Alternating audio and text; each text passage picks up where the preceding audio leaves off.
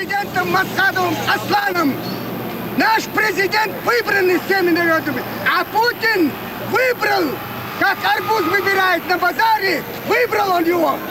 Он всех выгнал, а его выбрал, как арбуз выбирает. То, слышали? Арбуз как выбирать. Он выбрал Путина, посадил на свое место. Но Путин, очнись, ты с Богом воевать не сможешь. Ну с нами ты можешь нас уничтожить. Но наш дух не сломать тебе. Молодец. Наш дух не уничтожишь, товарищ Путин. Мы, чеченский народ,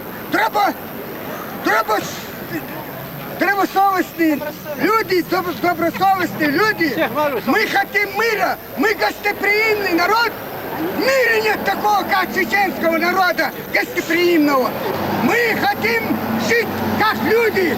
Свобода чеченскому народу. Я такую песню пел. В 4 классе я учился. Отцы о свободе и счастье мечтали. За это сражались ни разу в борьбе. Я солдатам говорю, за какую счастье вы боретесь? За какую свободу вы боретесь?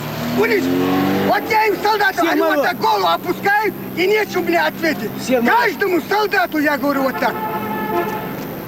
К чему эта война? Уже очнуться должны, весь мир должен стать. 21 век, война вообще не должна в мире быть.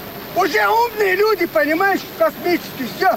Я не знаю, как еще говорить. Какая мать его родила, этого Путина? Вообще он рожденный в этом земле. Вот так передайте этому Путину, что народ требует. Народ требует. Он воевать не сможет Богом. Ну, с нами он может воевать. Богом не сможет. У них Омск,